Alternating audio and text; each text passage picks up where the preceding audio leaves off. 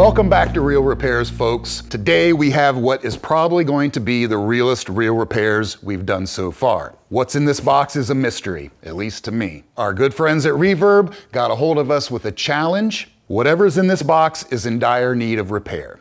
From what I know, this was sent through their Safe Ship program. So if you sell a guitar on Reverb or you buy a guitar on Reverb, if the guitar is destroyed in the process or something bad happens, both the seller and the buyer are covered 100%. So that is what has happened with whatever's inside of this box. And Reverb has decided to take this guitar and they want to use it in their studio at Reverb headquarters. So they contacted us to see if we would want to take this on for real repairs. I'm up for the challenge. Let's dive into it. I'm pretty sure this is an electric. It's kind of heavy. It's an electric.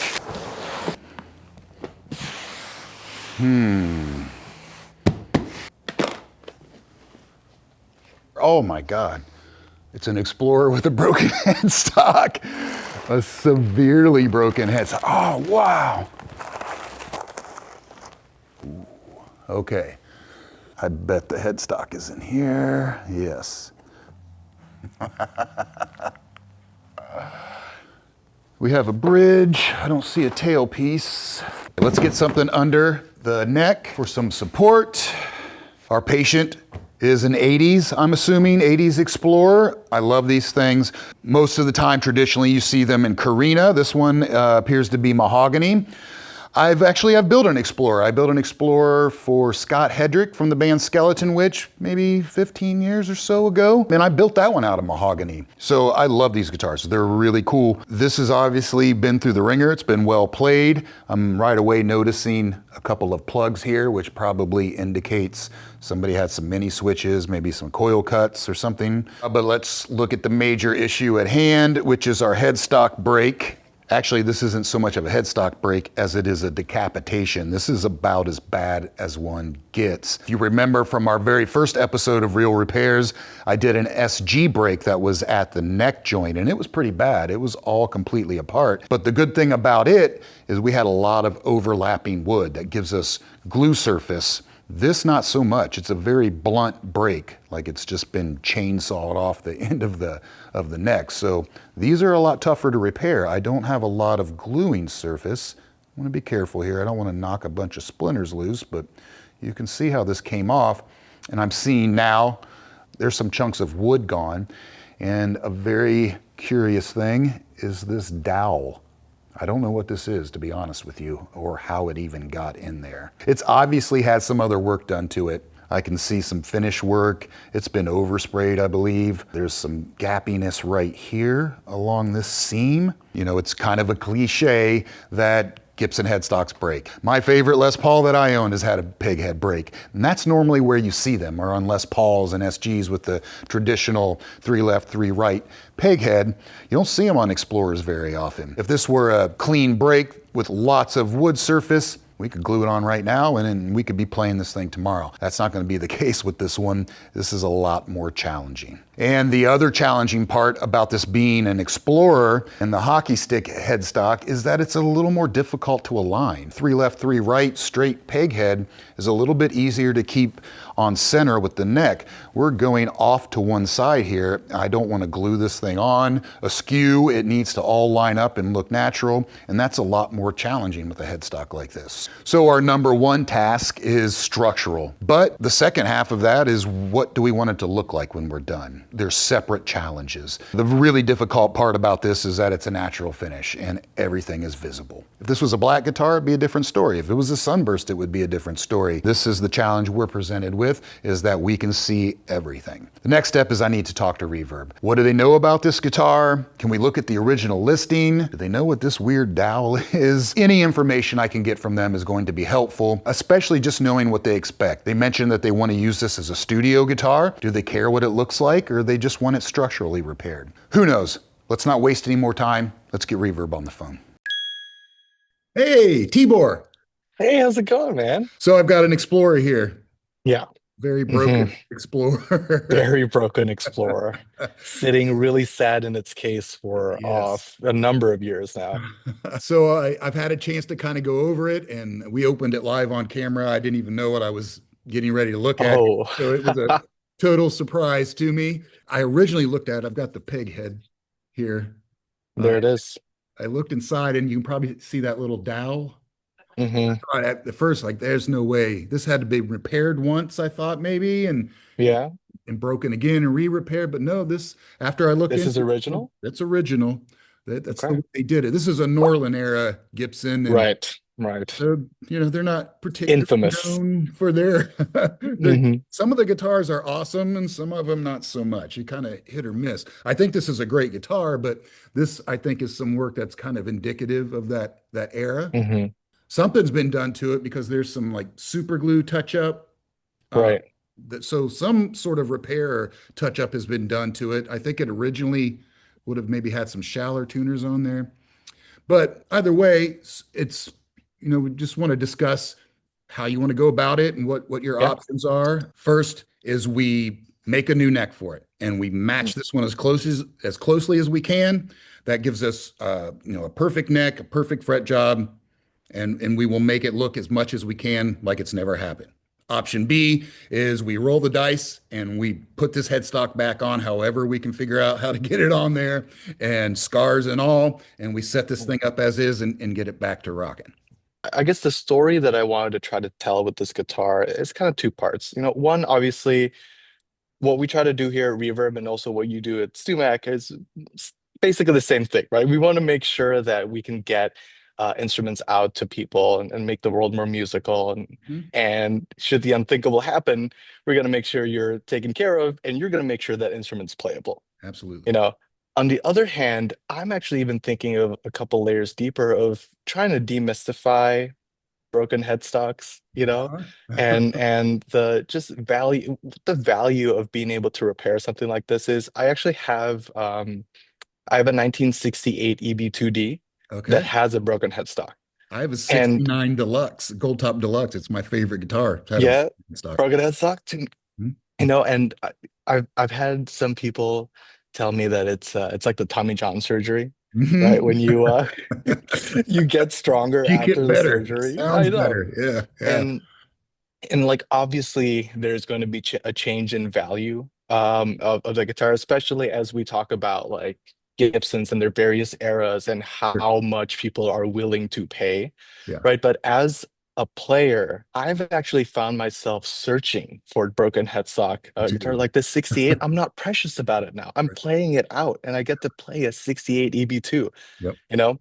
I feel like I'm on the side of wanting to actually show the scars Okay. of the guitar. Yeah. I don't want to hide the fact that this has been, Sure. put together and Frankenstein back together because I think the story is great. And especially, like trusting your work and the ability to really make it, as you said, this might not be the worst you've seen, but saying that it's equal to the worst you've seen kind of makes it the worst you've seen, you Yeah. know? And as much as I would be interested in also watching a video of you trying to recreate the guitar, Uh-huh. I think in the interest of this story, I'd be interested to see, a story of how you can kind of bring this guitar back to life, showing all of its scars, Yeah. proudly.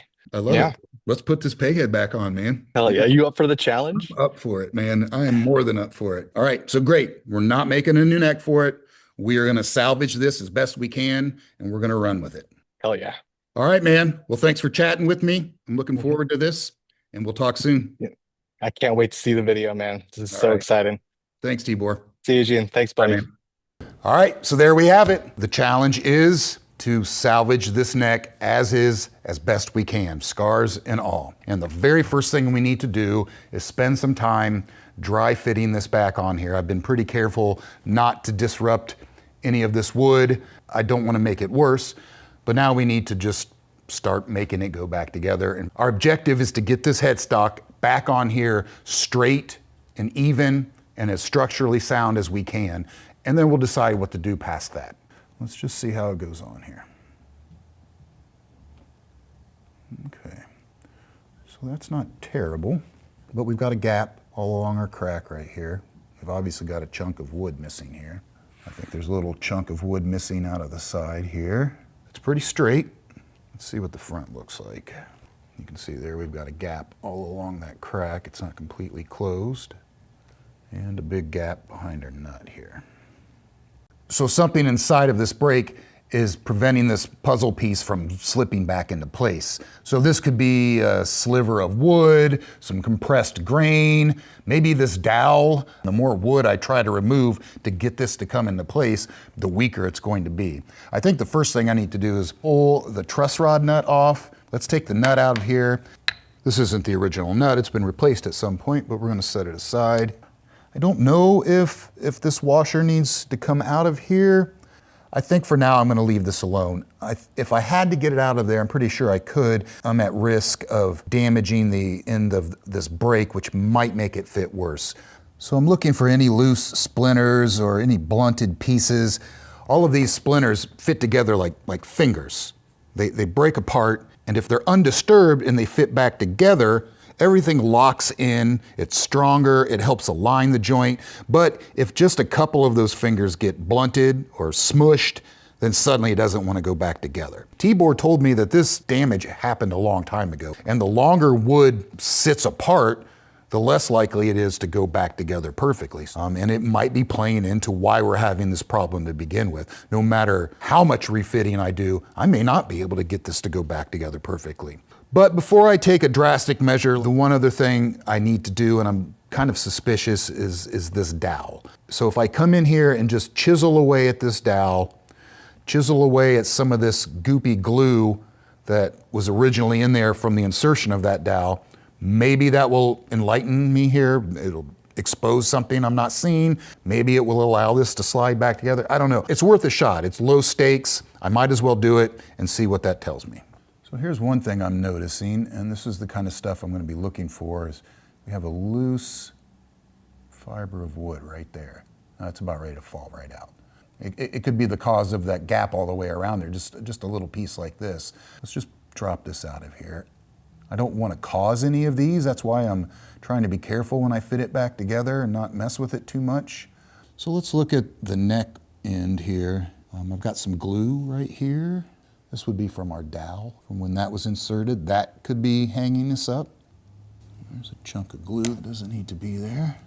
I'm gonna use a little de-glue goo here on this chunk of a little dried glue. That'll help soften it and make it a little easier to remove. This stuff is pretty good at softening old wood glue. We'll give that some time to work there, and we'll work on the headstock.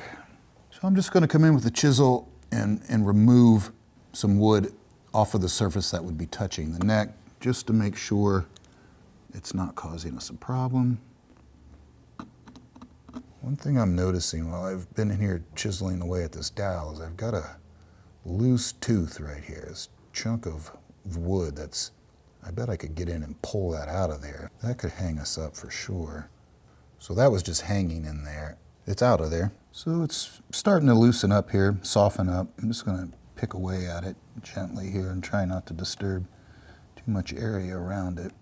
Let's see how the fit is here. Oh, wow, that looks good. Let's take a look at what we're dealing with here. This is definitely more flush than it was. I don't feel this lip like I used to. I'm pretty closed all through here. All along here looks pretty good. I'm missing wood here. Let's look on the front side here. Oh, that looks great. I've just about got this whole gap closed. I'm almost lining up with my truss rod cover hole right here. We already know we're looking good through here. So any repair like this is a choose your own adventure book. Every decision I make is gonna lead me down a different path. And ultimately, when we get to the end of the story, I might look back and go, I wish I had gone left instead of right. But at the end of the day, we need to make a judgment call, and we need to proceed with that and see what that opens up, see what that presents, what challenges we have to overcome at that point. So given that the fit is good enough, the crack is closed enough, everything lines up and it's straight, I'm gonna glue it on as is, we're gonna let that dry, and we're gonna see what it gives us, and we're gonna decide about how to reinforce it once we have a chance to evaluate all of that work. I'm here with my colleague, Seal. She is the newest member of the StewMac tech department and a longtime apprentice of Dan, like many of us. She's here to help me because a lot of times an extra set of hands for something like this is very helpful. And speaking of Dan, we are also in the Erlewine neck jig. We're not quite using it for its intended purpose today. Dan invented this many years ago for more accurate fretwork to simulate neck tension, but it makes a great tool for just holding the guitar in place. We can tilt it and get a better view of things. I don't have to keep my hands on this guitar. It's just stable. It allows me to concentrate where I need to. And I'm also going to use it to clamp up my headstock today. I've added a few extra parts and modified it a bit, and I'll show you what this is all about here momentarily. So anytime you do a job like this, you have to spend plenty of time dry clamping and practicing all of this to make sure that it goes as smoothly as possible. So Seal and I have already done this, and what we've rigged up here is a way of using rubber bands. I'm gonna use these instead of clamps because I don't need to sandwich this back together. It's not a break where there's a lot of gluing surface that needs to close. All of the pressure needs to go inward into the neck so I can get those fingers we talked about to feed back into one another. So let's talk about glue. We have two major options for something like this, epoxy or wood glue. Our objective here is just to get this headstock on here straight.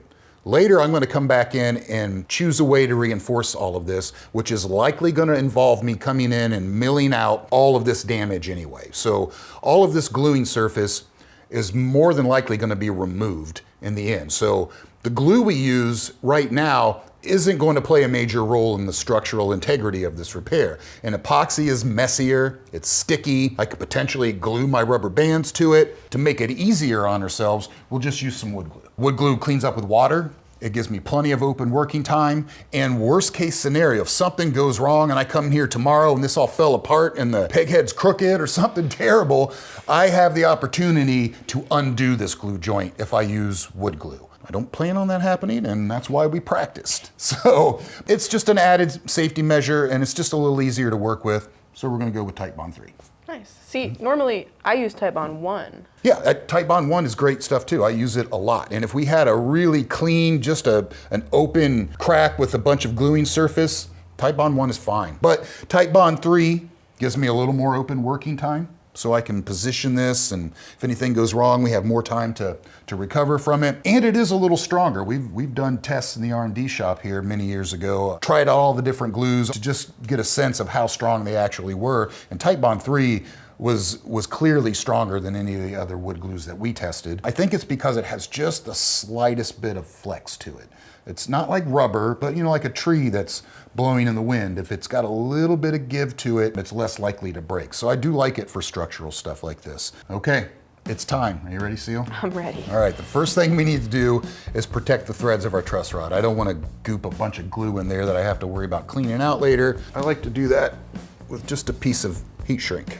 So our heat shrink is just gonna keep glue out of the threads. Try not to set everything on fire. Just that.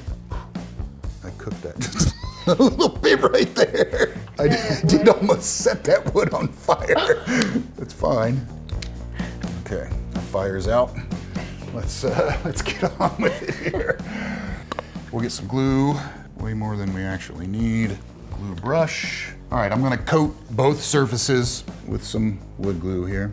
No need to be in a super hurry here. It's fine to give this glue just a few minutes or so to tack up. It's part of the beauty of Titebond is you don't need to be in a huge hurry. We'll get the neck.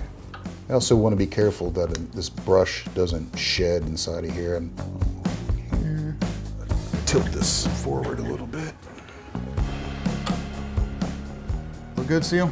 Looks good to me. All right. Plenty of glue. Plenty of glue.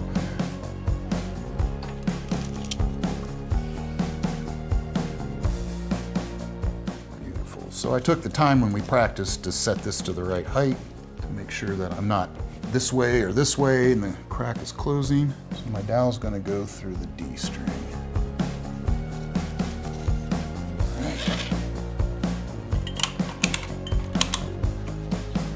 Clean up some of this glue with a little warm water. And I want to see glue squeezing out everywhere. Kind of the reason we add more than we really need. And that's why we've got the heat shrink. Otherwise this would be drying in the threads. That worked really well. All right, so let's just make sure we're still straight. That looks beautiful. What do you think, Seal? Yeah, getting real good squeeze out. It all looks aligned really well. The crack looks great. I don't have any major lips either way. Let's get our rubber bands on here to pull that crack completely shut. And then hopefully I will see more squeeze out when that happens. Get some good pressure. After I wrap it a few times, it should stay. Oh yeah, we got some good squeeze out already happening through here. I'm going to wrap on the bottom too. Oh yeah, we've got a bunch of really good squeeze out going on here. Everything's looking great. It's all aligned, I don't have any big voids. This all looks exactly like it looked when we were practicing and when we were pushing it together on the bench fitting it earlier. How does it look from the front? Does it all look straight this way? It looks good. So the last thing I want to do is wrap a rubber band this way on it to pull that veneer down and just to give it a little pressure inward. Great, teamwork. Sweet. Pressure there. Everything seems sturdy. What do you think? Now we wait. Yeah, we'll give it a full 24 hours before I put any stress or anything on it. And thanks, Seal, for your help. We'll see you folks tomorrow.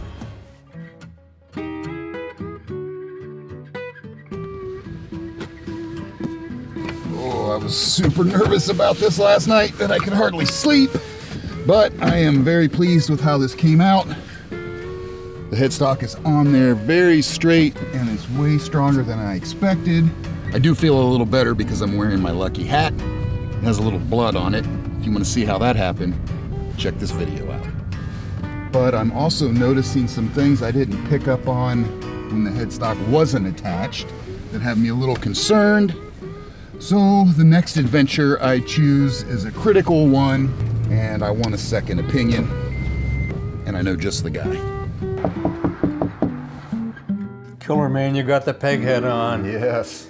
I saw the post that you and Seal did of this in the studio. Yep. With all the rubber bands. Yeah, we used the neck jig, jimmied it all together, and it actually went great. It's stronger than I anticipated I'm it. proud of you, man. Thanks, man. What's the glue? I used Titebond 3. I was going to use epoxy. It's actually stronger than I was anticipating. But now that I've got it on, I'm noticing a few things. I'm noticing some just natural flex to that peg head, like outside of the brake. Kind of just the nature of an Explorer and the fact that this thing is... The hockey stickers. Yeah, and look, it's cobbled together just from the factory out of 3 different pieces here. Piece right here, and then they grafted on a piece going across the top. That's what that dowel is for. I imagine there's probably another one in here somewhere. So it's just, I think, inherently kind of a weak design. So that's why I'm here today, talk about my options for reinforcing this crack. The most common way would be to put splines in the peg head. Yeah, you see that a lot. I made up a couple here to demonstrate. Good stiff chunks of wood, nicely inlaid into there so they don't look too ugly, and then put a back strap over it. You'd remove maybe 1/8 of an inch of wood. All the way down. All the way, neck. well, all the way down into here. Yeah. That would look good. Yeah. So I'm not a big fan of splines. I mean, I got away from doing splines a long time ago. When I see them, they're sometimes poorly fit. You know, I see gaps around. I haven't been using splines for a long time because I have a milling machine. Yeah. And it can do things that you can hardly do with a router without spending ages to set up boxes and routing things. Even when splines do hold and they're warranted, I really dislike those 2 stripes. I wouldn't know. I wouldn't do them if you could see them. Yeah, I think no matter what I do, it's going to be visible. So having said all that, I've been thinking about this a lot, and I'm considering 3 options that I want to run by you. I want to hear them. All right. The first is the minimal approach. Because this glue up turned out way stronger than I expected, I could possibly just come in and finish this job by injecting epoxy into any voids I can reach and patch in some fresh wood into this gap. Quick and easy, very conservative, and it avoids major surgery, and the bonus is it won't require any extensive finish work. My second option is a variation on the traditional reinforcement method. Instead of routing 2 obvious channels that leave me with the telltale headstock repair stripes I dislike, I mill out larger chunks of wood from each side of the truss rod to remove the bulk of the damage, and I graft in fresh mahogany and shape it into the neck. Maybe even a backstrap over that for added strength. It will be totally solid, but we trade the cool battle scars for a patched in puzzle piece look that will require some tricky touch-up work to make it look decent. The last option I'm considering is working from the top down. This is a bit of a wild card. I could go ahead and remove the overlay, part of the fingerboard, then carefully route slots through the neck into the headstock and inlay stiff carbon fiber rods. These are very lightweight, stable, and strong. Then I create a clean cavity across the face of the peg head that is inset about 1/8 of an inch all the way around the perimeter to inlay a heavy-duty carbon fiber sheet.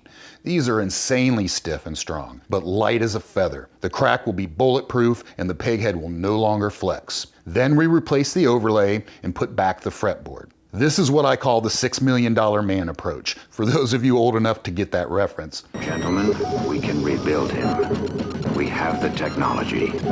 It will be stronger than it was even before the accident. So let's talk about the risks of all three methods, and that'll help us decide. Okay. Okay, on option one, the bare minimum, what if it doesn't hold? Yeah. Or let's say it holds for a month or 6 months and then it breaks off, then you're in trouble with reverb and you look bad. I look bad. Yeah. After all that, it's really going to be hard to fix. Yeah, a re-repair of this would be a nightmare. I'm ruling out the minimal approach, but if this was my guitar, that's probably what I would do because I know I could handle it. It's my own guitar. I mean, you'd fix it again. I'd just fix it again and I would learn something from it, like how much reinforcement is actually necessary. But it's not my guitar, it's Reverb's guitar. And they need to be able to rely on this. Then let's go on to number two. Option two I like better because it's going to be stronger for one thing than two little splines. You're going to come in with a face cutter and mill out this and put fresh mahogany in. Mm-hmm. And then you'll miss this. That's good. You don't want to get rid of the decal. But you could also blow that peg head right off in there, man. It's a little risky. With a whirling, that would scare me. And it's not going to help with the flex at all. Yeah, right. Yeah, if I did that, it would be totally solid. I've done it before. It's what I started doing when I got away from splines a long time ago, just removing larger sections of wood, using the mill. But like you said, it's dangerous whenever you get something like this in a mill with a giant cutter spinning fast. And Reverb has expressed that they would like to still see these scars, that Really? I not go too far to hide this. More relicking. Yeah, people pay good money for relic work like that now. So I kind of like the idea of still seeing the scar. Me too. Touch it up a little bit, but let it be. Option three, working from the top down. That means the face down, right? Yeah. Whoa, let's see this. Now you're talking, if I got this right, you're going to cut off some fingerboard. You're going to peel off the overlay. Mm-hmm. You're going to get in here with a router or a mill and you're going to route a pocket. But you're going to leave the wood on the outside so it looks like it's never been touched. And this. And you're going to inlay, this is crosshatch, what do you call this? Carbon fiber. And it's going two different directions? Yes. Wow. And then you're going to run, okay, you're going to have splines. But Yes. they're going to be hidden splines. Damn. I think you're nuts in a way.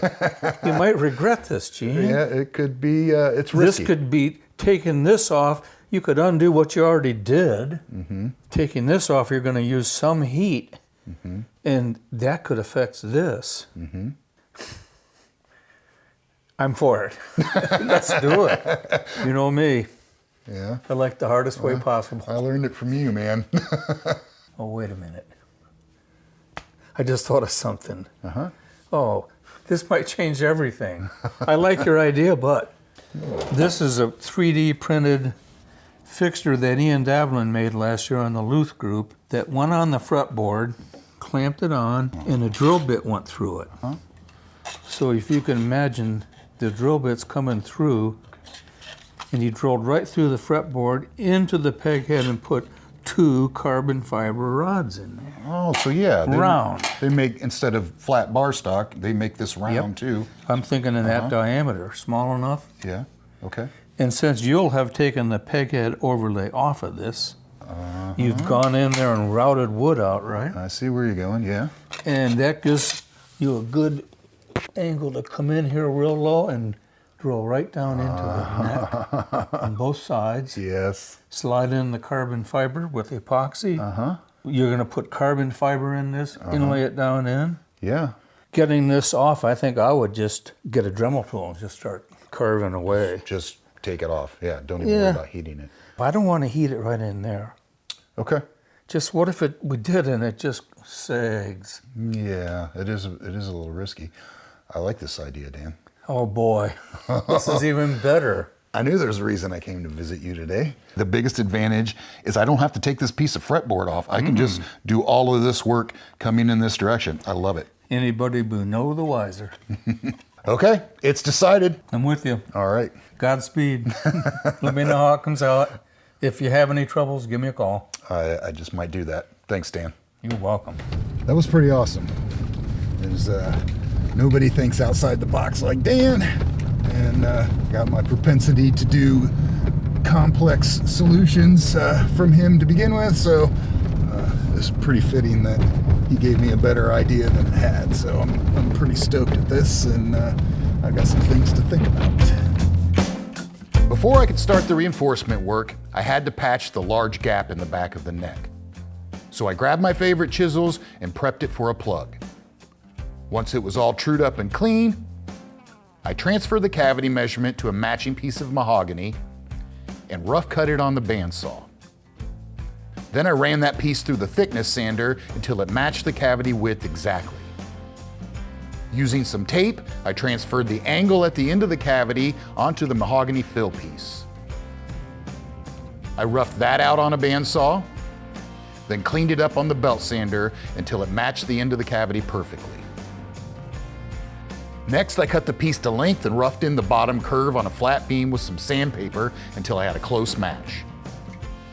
The plug needs to mate perfectly with the bottom of the cavity, so I had some careful fitting to do. Coloring the bottom of both pieces with some white pencil, I flossed between them with a strip of cloth back sandpaper, flipping it to hit both sides as I go. The pencil marks show where I'm hitting and where I'm missing. And once I can remove an even layer of white everywhere, I know I'm good. Once the seams matched all the way around and I was happy with the fit, I mixed up 2 batches of epoxy, a larger batch of clear, and a smaller one tinted with Blendall powders to match the neck finish. The tinted epoxy will fill any tiny imperfections around the edges. I eyeballed the color and used a piece of clear cellophane to check against the neck without actually applying the glue. I got lucky and nailed it on the first try. I injected clear epoxy into all the voids and spread it across the bottom of the cavity. Then I painted the cavity walls with the colored epoxy so any squeeze out would match the original finish. I inserted the plug and made sure the tinted epoxy squeezed out everywhere and cleaned up the excess with alcohol on a rag. Once everything looked good on both sides, I clamped it tight with a heavy-duty rubber band, just like I'm putting a cast on a broken leg.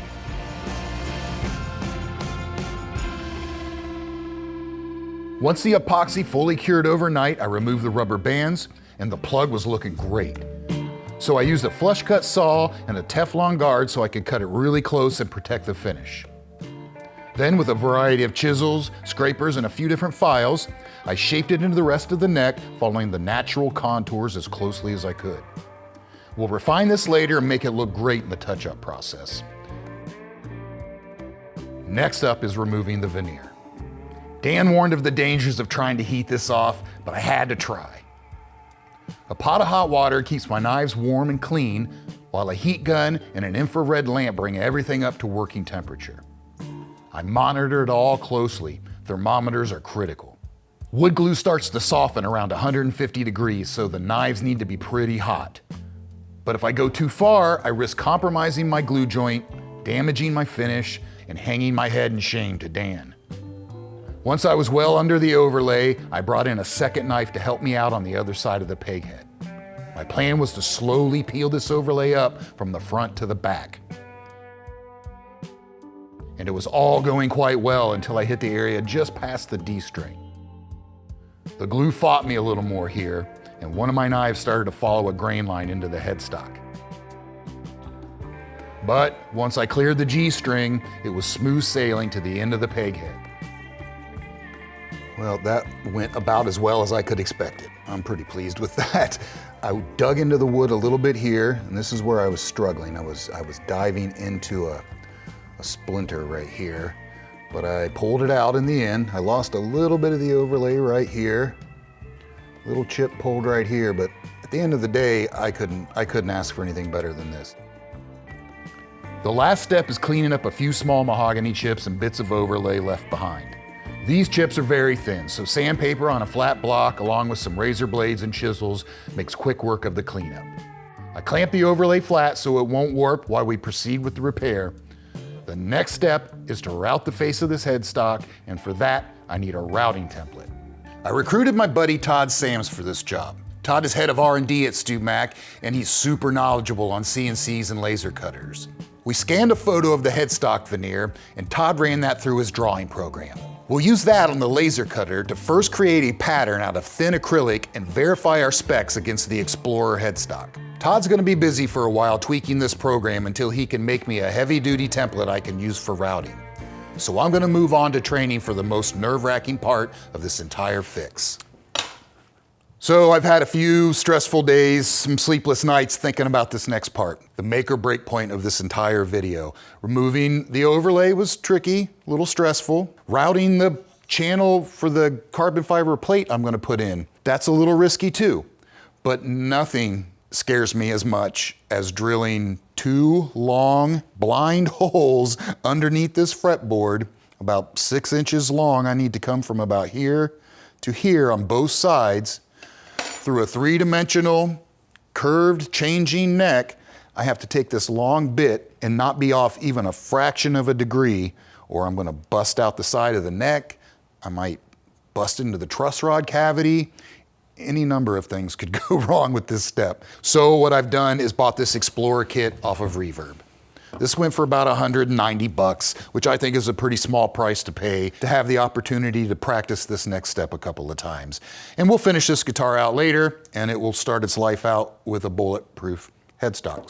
So I am nervous, but Dan Erlewine did me a solid. Let me show you something. He 3D printed a jig for drilling these holes based on the one we looked at in his shop that Ian Davlin designed. And I've learned since then that the original concept for this jig came from James Rodman, who is an excellent machinist and top-notch luthier whose work I really do admire. So shout out to both Ian and James for this excellent idea. And another fun fact, Ian and I both have dogs named Kevin. But I must admit, his Kevin is always a little better dressed than mine. Aww. So Dan 3D printed this block at the right angle. You can see the angle on this line on the side, and then ran a brass tube through it to guide my drill bit. Now he left it too long because he wasn't exactly sure how long I would need it. And you can see here that it needs to rest on the surface of my peg head and it extends beyond that. So I need to trim this off so it's flush here, and then figure out how much length I need in the back so that I'm able to extend this bit to somewhere around my 3rd fret area. So we need to do a little math here and cut this tube off, and that's what we're gonna do next.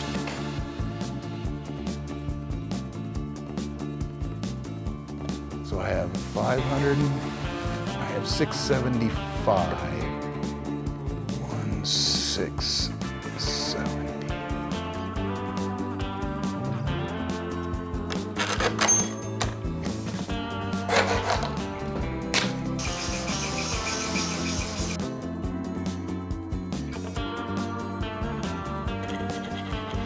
96.5 thou to the center of my hole. It's a 16.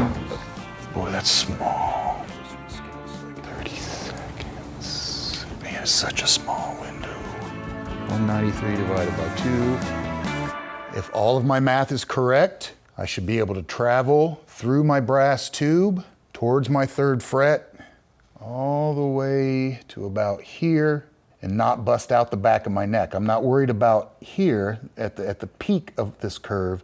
I'm worried about here on the cheeks where I'm a little bit thinner. And I'm traveling at a little bit of an angle towards the glue line of the fretboard in the neck. If anything, I'd rather hit the bottom of the fretboard. Well, I've done my best to prepare, and if I'm gonna make a mistake, I'd rather it happen now. And if it's not right, I will have to figure out where my math went wrong or what I didn't account for. And let's just see what happens here. Fitting through. I gotta be careful about how it even starts because, sorry, Susan. I had my phone out to do that math and I didn't put it away. That's all right. Uh-oh. Oh no, it's Todd. What's up? Hey, we got a problem. Laser cutter caught in fire. Oh, what timing? Oh, he's down in the shop. Okay. Let's cut.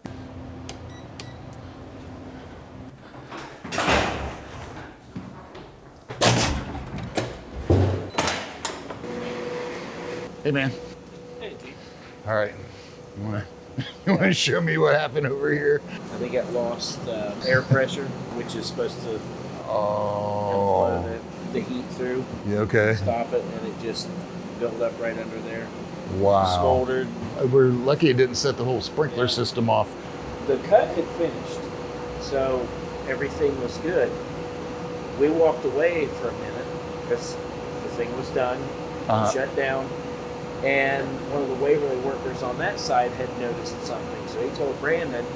Brandon rushed over, and so I ran over. Brandon already had the extinguisher, and he just hit it right as I was coming up. So how long of a span of time It was couldn't that? have been 2 minutes. 2 minutes that went from functional to barbecue grill. Is there a replacement on the way for sure yet? Do you know? The larger one to replace this is still being hashed out. Okay. We did get quotes. Well, I promised this was going to be the realest real repairs yet, and I definitely did not have laser cutter bursting into flames on my bingo card. This throws a monkey wrench in things. I need to rethink how I'm going to make this template. Maybe we just ditch the laser cutter idea and I go old school with this. I think this just became a 2-part video. For now, I need to turn my attention back to drilling these holes and put my mind back on the task at hand here. It's good. There's the end. Here goes nothing.